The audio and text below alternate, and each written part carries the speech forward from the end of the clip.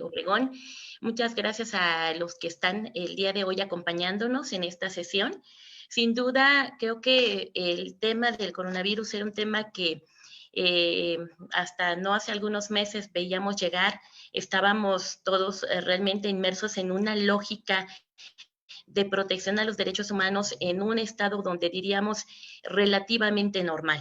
Sin embargo, dada esta situación, este cambio que nos ha impactado de manera tremenda, no solo a un país, sino a todo el género humano, estoy hablando de todo el planeta,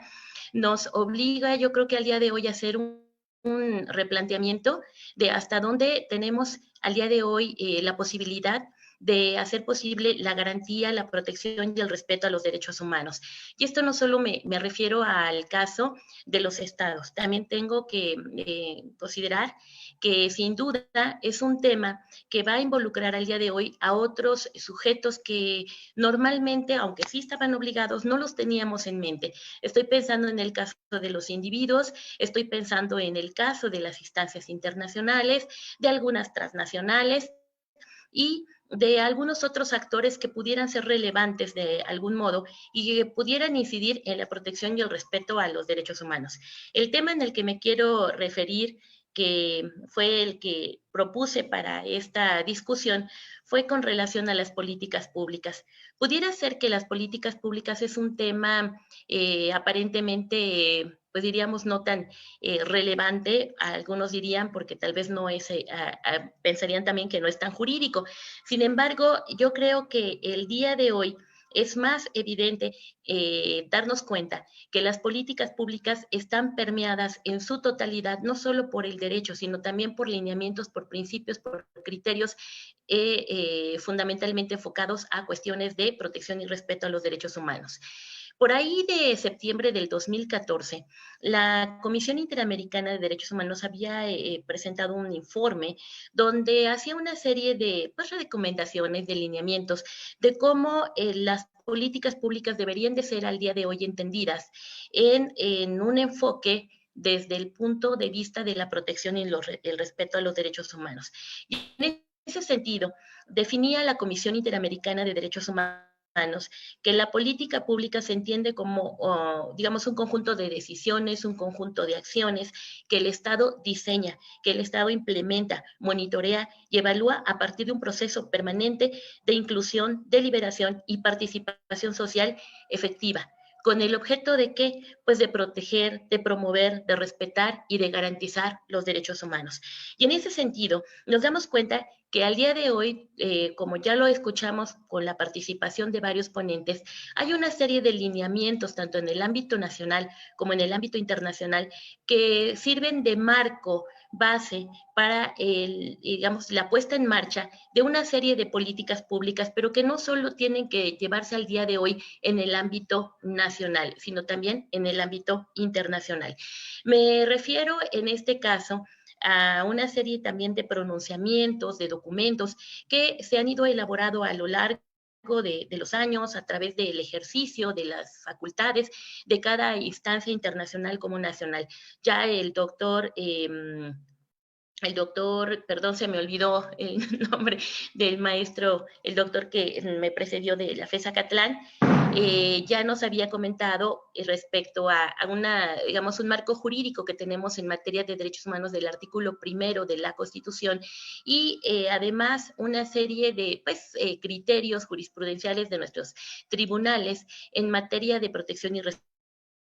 a los derechos humanos. Asimismo, pues recordemos que tenemos a la Convención Americana de Derechos Humanos como un convenio marco en materia de protección y respeto, pero también una serie de recomendaciones de instancias internacionales, entre ellas, por ejemplo, el Alto Comisionado de las Naciones Unidas, el Comité de Derechos Económicos, Sociales y Culturales. Tenemos algunos otros relatorías, por ejemplo, para la libertad de expresión, para en materia de protección a grupos vulnerables, en fin, tenemos una serie de lineamientos que al día de hoy tendrían que ser realmente más, digamos, evidentes y que el Estado no podría dejar a un lado. También se había comentado aquí por parte de algunos otros ponentes, el doctor Daniel J. García, que nos decía en su momento, pues que sí surgía ese dilema en torno a lo que si por un lado está el respeto y la protección del Estado, o si por el otro lado está la soberanía, el ejercicio de su soberanía, o por el otro lado tendríamos el dilema del respeto y la protección a los derechos humanos de todas las personas, ¿no? De personas y bajo el argumento de que el Estado, en ejercicio de su soberanía, pues tomará las decisiones que mejor considere para atender esta situación de urgencia o de emergencia o considerarlo, calificarlo como un estado de excepción.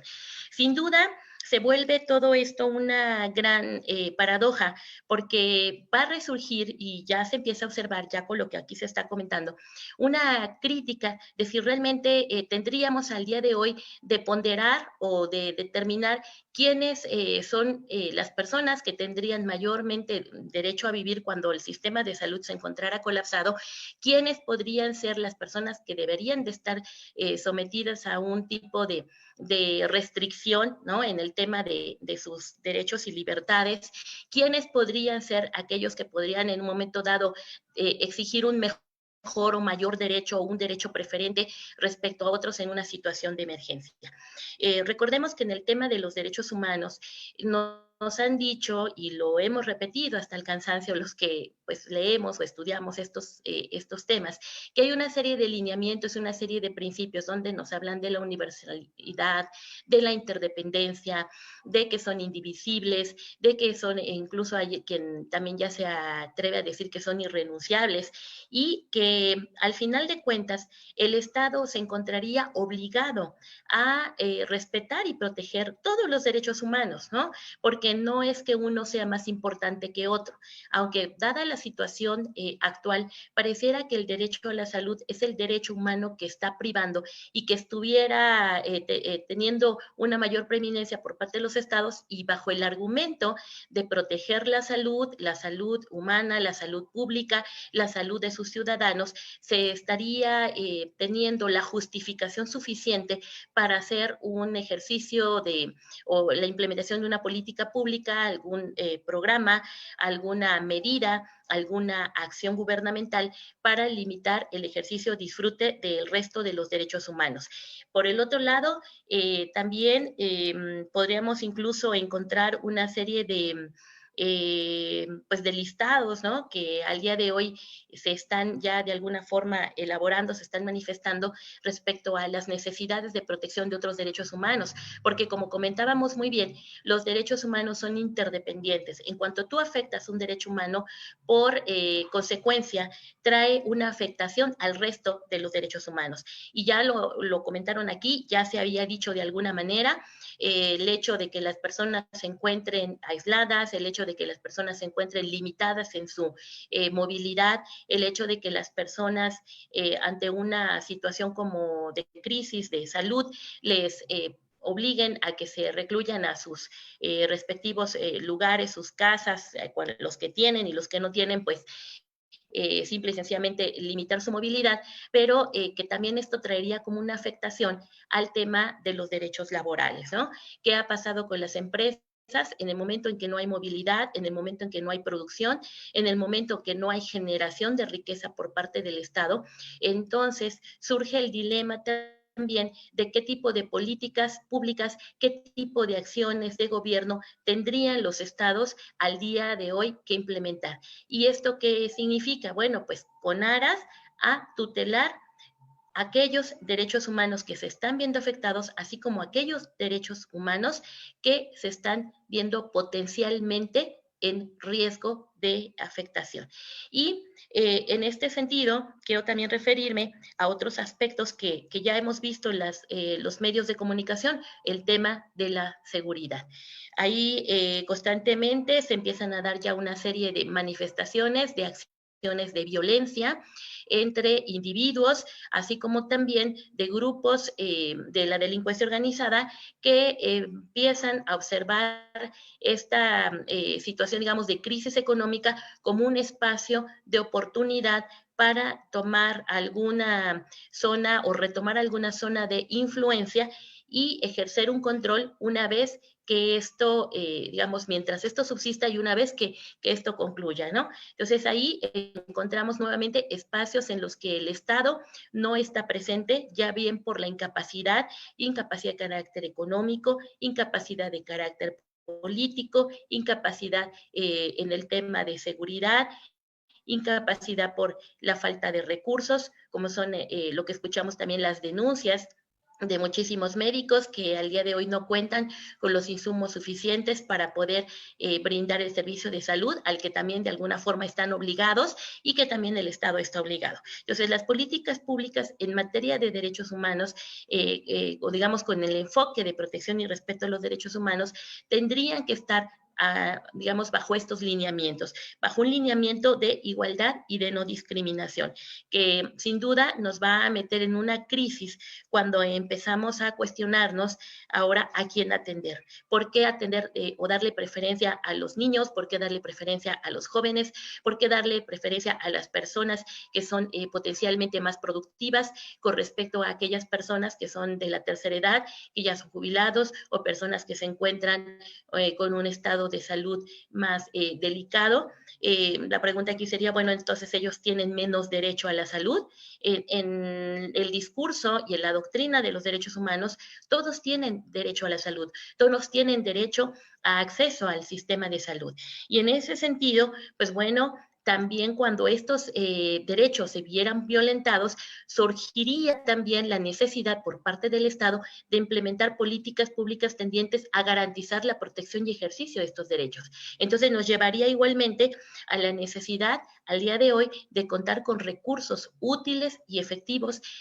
para hacer valer el ejercicio y disfrute de estos derechos, ¿no? No he escuchado al día de hoy, pero no dudo y ya empiezan por ahí a caer algunos amparos, algunas solicitudes de amparo para que alguna persona que le haya negado el derecho a la salud pueda ser atendido. No dudo que entonces ahora que empecemos a tener muchas más personas enfermas, haya quien quiera implementar una serie de acciones para que podamos ir ante tribunales y exigirle al Estado que brinde los servicios de salud a todos sin distinción alguna. Este documento que precisamente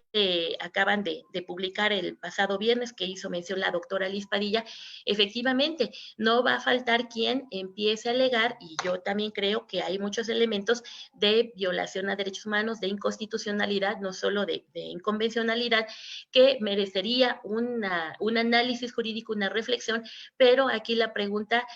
nuevamente va a ser si nuestros tribunales estarían o no capacitados para resolver en favor del Estado bajo el argumento de que pues el Estado está rebasado, que el Estado ya no tiene la capacidad para atenderlo, o resolver en favor del individuo atendiendo a que el ser humano, como ser humano, tiene derecho a la salud y a cualquier otro tipo de prestación. Me quiero referir también en este tema de las políticas públicas a otro aspecto que va relacionado con el acceso a la información. Por parte de varios gobiernos, ahorita ustedes también ya lo comentaron, nos encontramos ante la situación de que los estados están manejando la información bajo el argumento de que no podemos dar a conocer cuántos enfermos hay, cuántas personas se encuentran contagiadas por diversas razones, ¿no? Las personas contagiadas pues son objeto de violencia, son objeto de discriminación, los que han aparecido como personas incluso ya que se han curado del COVID, pues también aún siguen siendo objeto de discriminación y de agresiones por parte de la población. Por el otro lado, el conocer o desconocer las cifras de enfermos, las cifras de personas que no se puede atender al día de hoy, nos lleva igualmente ante el dilema de si el Estado está o no cumpliendo con la garantía o el derecho humano de acceso a la información pública gubernamental, ¿no? Que le hagan una solicitud por medio de transparencia y que informe cuántas personas al día de hoy se encuentran enfermas, cuántas personas al día de hoy requieren de servicios hospitalarios y cuántos insumos o cuántos recursos contamos al día de hoy para atender a estas personas. Sin duda, esto también es parte de las políticas públicas que se hace fundamental porque a partir de esta información que se comparta o que no se comparta, de esta información que se manipule o que no se dé a conocer, podría impedir en algún momento dado el ejercicio de la protección de otros derechos humanos. O sea, ¿cómo puedo yo ir y demandar ante un tribunal si el Estado no cuenta con esa información? Bien no cuenta porque no puede porque se encuentra rebasado en sus capacidades o bien porque no quiere compartir esa información bajo diferentes argumentos, ¿no? Entonces, el tema de políticas públicas en este caso se hace fundamental. El hecho de que haya un vocero, el hecho de que se dé mediante espacios de Internet, espacios públicos, esta información es de gran relevancia para el efecto también de, en un momento dado, exigir la protección y respeto a los derechos humanos. Tenemos también otro aspecto que me parece importante, es el tema del acceso a los servicios públicos. ¿Qué quiero decir con esto? Ustedes saben muy bien que ante la situación de crisis económica, muchas personas que están yendo a recluirse en su casa, pues sin duda están gastando más la luz, están gastando más el agua, están utilizando el servicio de Internet y esto implica por parte del Estado un deber de adoptar algunas medidas, algunas políticas de apoyo para la población cuando no tenga la capacidad de sufragar o de mantener el normal disfrute de estos servicios. Por ahí incluso se hablaba, ¿no?, de la necesidad tal vez de hacer un servicio más amplio de Internet gratuito para que en el caso de los niños que se encuentran en sus casas tomando clases, pues puedan acceder al derecho humano a la educación. ¿Por qué? Pues porque no todos los niños en su casa puede su papá pagarles el servicio de Internet. Les decía, si más adelante se da la cuestión de que empiezan a caer en una serie de problemas económicos que les impida pagar el agua, pagar la luz, pagar otro tipo de servicios, esto sin duda se traduciría en un menoscabo y un impedimento en el ejercicio y disfrute de los derechos humanos, lo cual considera muchas instancias internacionales, entre ellos el Comité de Derechos Económicos, Sociales y Culturales, la necesidad de que los estados adopten medidas más efectivas, más eficaces para garantizar el ejercicio y disfrute de varios derechos humanos mediante la implementación de políticas públicas. Entre ellas incluso, fíjense, algo que también resulta un tanto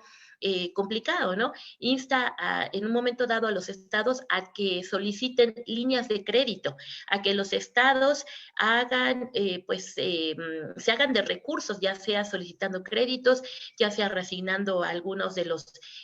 presupuestos que tenían considerados para atender esta situación de emergencia, de forma tal que apoyen aquellos grupos que se encuentran vulnerables en las condiciones que al día de hoy tenemos. Me refiero también en el caso de los migrantes, me refiero en el caso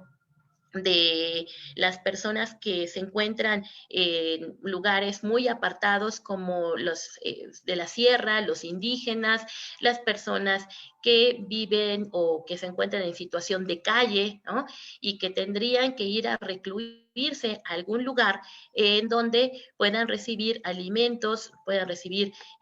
un techo donde quedarse y que no se encuentren expuestos con el resto de la población que se encuentra enferma. También otra medida que tendría el Estado que sufragar, que por ejemplo en el caso de México no se tiene, es la cuestión de contar con suficientes diagnósticos o exámenes para poder aplicar a las personas, a la población y saber quién se encuentra enferma, quién está infectado y separarlo del resto de la población como una medida preventiva.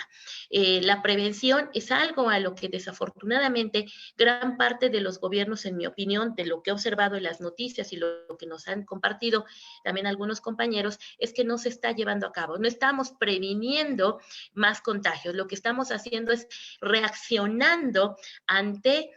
una situación ya generalizada de contagio. La prevención no se ha privilegiado. Los estados también creo que en parte es porque se encuentran rebasados y si a eso le agregamos la falta de comunicación, digamos, las conductas en algunos casos muy reprobables de algunos jefes de estado, como ya en su momento lo compartieron varios medios de comunicación, en el caso México, en el caso de Brasil, por ejemplo, en el caso de Estados Unidos, ¿no? Que los mismos dirigentes, los jefes políticos, los mandatarios, minimizaban la situación de riesgo y realizaban una serie de actos públicos donde ponían o exponían a gran parte de la población. Esto es parte de la prevención que no se ha llevado a cabo y que de alguna manera tendría al día de hoy que estar siendo atendida por los estados, tendría que estar siendo en un momento dado, si generan afectaciones a los derechos humanos, ver la manera de resarcir o de reparar el daño. O sea, ¿qué es lo que nos espera regresando cuando ya todo llegue en una aparente normalidad? Pues nos vamos a enfrentar a todo este tipo de situaciones en las que no estamos al día de hoy preparados, situaciones en las que ni siquiera el Estado tampoco ha previsto y que en algunos casos, por ahí ya también se llegó a comentar, pudieran estar siendo esta omisión de las políticas públicas o políticas públicas erróneas, ser violatorias a derechos humanos y generar una situación realmente digamos, de grave conflicto. Me explico. En el caso, me refiero a los migrantes y a los refugiados, ¿no? Tenemos también a gran parte de la población concentrada en lugares donde son realmente centros de detención que no cumplen con las reglas mínimas pues para la protección más básica de sus derechos. Yo me quisiera preguntar en un momento dado el que no se implemente una política pública preventiva para evitar los contagios entre los migrantes, entre los refugiados, entre las personas privadas de la libertad, podría mañana ser constitutiva incluso de un crimen de genocidio, ¿no? Algunos estados, aprovechando esta oportunidad, esta situación, dirían, bueno, pues mejor que se enfermen, que se contagien, si se mueren mejor, porque se me acaba el problema de la sobrepoblación migrante, se me acaba el problema de aquellos personas privadas de la libertad, aquellos que están recluidos en centros de los ceferezos, por ejemplo, que tenemos en los cerezos que tenemos en México y que se encuentran sobrepoblados y se mueren, pues bueno, esto para mí mejor porque son menos bocas que atender, ¿no? Considerando ya en la situación en la que nuestro país va a empezar con problemas también de desabasto, igual que los otros. Si esto llega a las zonas agrícolas donde la población que se dedica a producir, a transportar pues, los alimentos, podría colocar también, como ya lo estamos observando, a una situación grave de encarecimiento y de falta de ciertos productos. Si no tenemos el apoyo y la colaboración y la participación, no solo del Estado, sino de la sociedad civil, de las transnacionales, de las organizaciones internacionales que apoyen a aquellos estados, sobre todo los que se encuentran en crisis económicas, esto va a ser una verdadera, va a ser más que pandemia, va a ser una verdadera tragedia a nivel mundial. Entonces, el tema de las políticas públicas, insisto, dejemos de pensar que son temas que obligan exclusivamente al Estado. A día de hoy tenemos que repensar en una serie de políticas públicas donde existe la necesidad también de la participación y de la implementación de dichas políticas desde la parte de otras instancias gubernamentales y que requieran incluso al día de hoy del apoyo de organizaciones ONGs, de organizaciones no gubernamentales, de incluso del mismo individuo, porque si no, esto va a ser realmente una verdadera situación, digamos, de tragedia mundial. Otro aspecto que también estamos observando en el tema de políticas públicas es que todo esto tendría que verse implementado bajo una perspectiva de género, bajo una perspectiva de no discriminación, lo cual observamos al día de hoy ante la situación tan grave de emergencia, pareciera que eso es lo que está ahorita privando y se está argumentando, ¿no? Que tenemos que darle preferencia tal vez a una mujer respecto de un varón, que tendríamos que darle preferencia a una madre respecto de aquella mujer que no tiene hijos por el tema de la protección de la familia, que tendríamos que darle preferencia a una mujer respecto de una persona, de una mujer joven respecto de una persona de la tercera edad, a una mujer sana respecto de aquella que tiene una serie de afectaciones como son la cuestión de la obesidad, la cuestión de la diabetes, la cuestión de la hipertensión, alguna otra enfermedad, incluso estoy pensando de alguien que tenga cáncer y que dijera, bueno, pues en dado caso dado que estamos rebasados en el sistema de salud, pues vamos a darle una protección y atención y servicio de salud, una preferente a aquellas personas que tienen más posibilidades de vivir. O sea, esto nos coloca en un gran dilema en el tema de los derechos humanos, porque por un lado estamos hablando de una no discriminación, de tratar a todos por igual, de que todos los seres humanos tienen derechos humanos, y por el otro lado está una situación de emergencia donde el Estado se encuentra rebasado en la protección y en el ejercicio y disfrute de estos derechos que en principio el Estado está obligado a tutelar, pero de manera conjunta también con los individuos, con los particulares. Otro aspecto que me parece fundamental que tampoco se está tomando en cuenta y que tendría al día de hoy que echarse a andar en el tema de políticas públicas sería de forma tal que se garantice la seguridad de las personas. Ya les había comentado, se han dado una serie de manifestaciones violentas, no solo en contra de entre personas, no solo hacia las personas que brindan o que dan los servicios de salud, hacia los médicos, sino aquellas personas que se han recuperado del COVID, aquellas personas que se presume que están enfermas de COVID, los que han dado positivo, pero que todavía no presentan esa enfermedad, así como digamos, en el mismo seno de la familia, ¿no? Ustedes lo habrán escuchado, hay una serie de ya reportes crecientes, no solo en México, sino en gran parte del mundo, de casos de violencia familiar y de casos de violencia en contra de los menores. A los menores que se encuentran recluidos, incluso los que se encuentran en lugares donde pues tienen a menores para adopción o menores en centros donde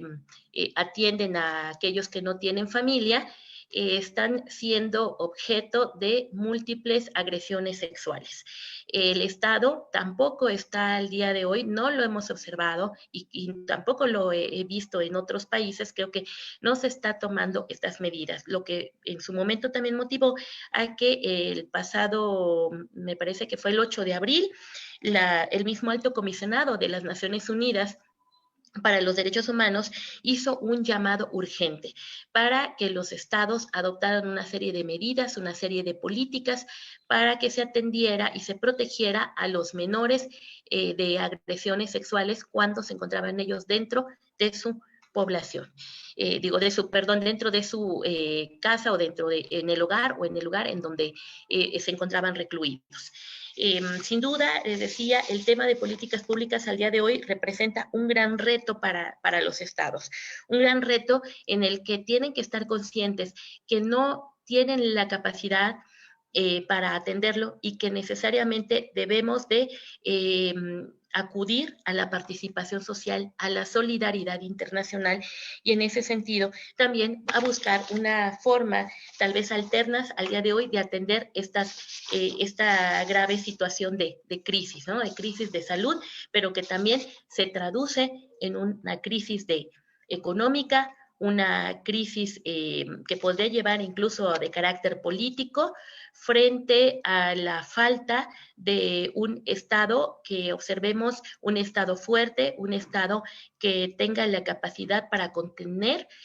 todas estas manifestaciones de violencia y mañana, ¿por qué no decirlo hasta de insurrección, ¿no? De una situación generalizada de conflictos, podrían darse conflictos armados ante situaciones en donde la población se sienta pues ya carente de muchos servicios, carente pues de recursos, de beneficios, incluso de los satisfactores más básicos, como también aquí ya se platicó, algunas personas no tienen la capacidad para resistir una situación de cuarentena o de estar recluidos en su casa, porque si no salen, no comen, ¿no? Ahí el Estado tendría que estar atendiendo mediante algún tipo de programa, algún tipo de apoyo económico, apoyos a salarios, apoyos a empresas para que estas empresas no quiebren,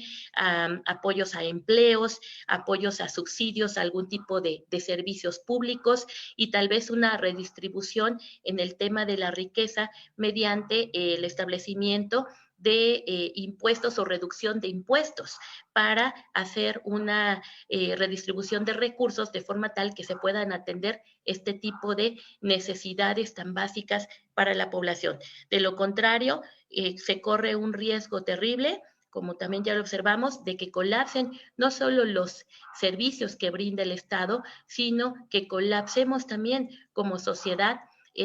una sociedad que pues se presume en principio más o menos estable, ¿no? De una sociedad más o menos pacífica, una sociedad más o menos respetuosa de los derechos humanos. ¿Qué va a motivar? Que en un momento dado incluso algunos quieran, como ya también aquí se comentó, endurecer las medidas, discriminar entre a quien sí se le respeta y a quien no se le va a respetar los derechos humanos y qué tipo de derechos humanos se podrían llegar a suspender y cuáles no. En el tema de políticas públicas, insisto, no podemos dejar de proteger y de tutelar todos los derechos humanos. Necesariamente en esta filosofía estamos en la necesidad tal vez de sí, tal vez restringir el ejercicio disfrute, pero no de privarlos, no de tampoco establecer un sistema discriminatorio donde algunas personas tengan acceso a ciertos derechos humanos y otras no lo tengan. Es en realidad un reto terrible. ¿Qué quisiera en este caso también comentar? Bueno, hay un último punto para ya ir cerrando aquí la discusión. Nuestro mismo Comité de Derechos Económicos, Sociales y Culturales emitió hace algunos días una declaración sobre el COVID-19 y emitió ahí una serie de recomendaciones, entre ellas en la Observación General 25, nos dice que la importancia de desarrollar la lucha contra el COVID con base en evidencia científica, la evidencia científica disponible, ¿sí? ¿Esto qué implica? Pues bueno, fortalecer las instancias científicas, las áreas de la ciencia, las áreas de las ciencias que motiven o que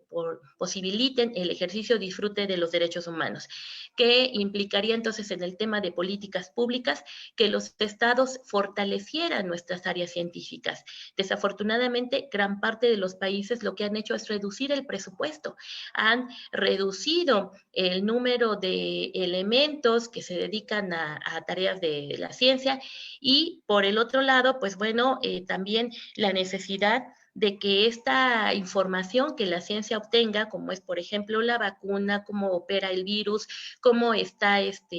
manifestándose sus reacciones, cómo ha sido atendido, cuáles son los tratamientos más eficaces, tendría esto que convertirse ya también en un deber de los estados, que así lo ha señalado el comité, un deber de los estados de compartirlo y no de monopolizarlo. Y, por supuesto, esto va enfocado también a las farmacéuticas, ¿no? Va enfocado también a las transnacionales, aquellas que se están haciendo de toda esta información privilegiada y que la quieren condicionar o que le están condicionando a los estados con, digamos, con el compartir la información bajo el argumento de que, pues bueno, es su propia investigación y que han implementado o han ellos llevado a cabo toda esta investigación con sus propios recursos, ¿no? Sin duda, esto tendría que ser ya una obligación, considerarse así, sin una discusión por parte de las transnacionales, de compartir la información para que los estados puedan hacer frente a esta pandemia. En ese sentido, pues un último aspecto también que emite el comité como recomendación es que las restricciones que se hagan en materia de derechos humanos solo sean aquellas que estén consideradas como necesarias y legítimas y que se encuentren debidamente justificadas. Por supuesto, también atendiendo a criterios de la Corte Interamericana, pues diríamos igualmente que tienen que ser aquellas restricciones reguladas en la ley. ¿Para qué? Para que en un momento dado nosotros, mediante recursos útiles y efectivos, pudiéramos en algún momento dado, si consideramos que estas políticas públicas, estas medidas, estas disposiciones que está emitiendo el Estado, pudieran ser atendidas, pudieran ser impugnadas, pudieran ser llevadas ante tribunales y emitirse una resolución apegada a derechos humanos con el objeto de también controlar, ¿no?, el ejercicio de la función pública por parte del Estado. Más aún cuando encontramos, ya más para cerrar el tema, algunas instituciones, algunos estados que aprovechan la situación de emergencia, como aquí también ya se dijo y se comentó, para verlo como un espacio de oportunidad para ejercer mayor control sobre la población, una mayor restricción a derechos humanos y expandir su poder. Sin duda, entonces el derecho de acceso a la justicia y la independencia judicial se vuelven fundamentales. ¿Para qué? Pues para contener este ejercicio abusivo del poder del Estado, pero también para exigirle al Estado que adopte medidas o políticas públicas con una perspectiva de protección y los derechos humanos cuando el Estado es omiso o cuando emite políticas públicas violatorias a derechos humanos. Muchas gracias. Mi querida Elba, muchísimas gracias, amiga, por compartir tus conocimientos con nosotros en este Congreso Internacional. Definitivamente sí estamos ante grandes retos aquí en el país, sobre todo esa parte de la observancia o ponderación o no ponderación, divisibilidad o indivisibilidad en materia de derechos humanos. ¿Qué es lo que vamos a hacer con respecto a esta parte? Por un lado, la cuestión de preservar la vida, de preservar las sociedades, como esta guía bioética, ¿no?, que acaba de emitir el Consejo de Seguridad de Salud, y por otra parte el derecho que tienen las personas para acceder a ese derecho a la salud. Y bueno, se convierte precisamente en otros elementos, como bien lo dijo el doctor John Zuluaga, que es el punitivismo penal, por supuesto, donde se empiezan a criminalizar ciertas conductas para tratar de solucionar el problema. Por otro lado, como bien lo decía el doctor Jorge Antonio Mirón Reyes, también hasta dónde puede llegar ese derecho, la cuestión económica, hasta dónde alcanza para hacer efectivo ese derecho a la salud. Y como lo decía también el doctor García, Daniel García, hasta se han creado, ¿verdad?, estados de excepción, en donde la excepción ya se convierte absolutamente en la regla y se empiezan a coartar libertades de los sujetos. Bueno, pues para cerrar con broche de oro, vamos a darle paso a mi querido amigo de Ecuador, el doctor Damián Armijos. Damián, ¿me escuchas? A ver, creo que ahí sí ya. Hola Liz, ¿cómo estás? Escucho. Hola Damián, ¿cómo estás? Qué gusto saludarte, amigo. Pues cerramos contigo con broche de oro. Si te diste cuenta, era un ponente extranjero, después un mexicano, después otro ponente extranjero, después un mexicano, amigo, y cerramos contigo con broche de oro ante la situación que está pasando en Ecuador, que nosotros como mexicanos estamos recibiendo imágenes en donde se ha colapsado incluso el sistema funerario, amigo, en donde, bueno, esta pandemia salió de las manos, como me parece que en la mayor parte del mundo ha salido de las manos de los gobiernos, amigo. Entonces, va a ser un honor escucharte, va a ser un honor, más bien es un honor tenerte aquí. formando parte de estos estudiosos, de estos análisis que estamos llevando a cabo. Son todos tuyos, mi querido amigo, de 20 a 30 minutos. Y bueno, pues la discusión al final, amigo. Muchísimas gracias.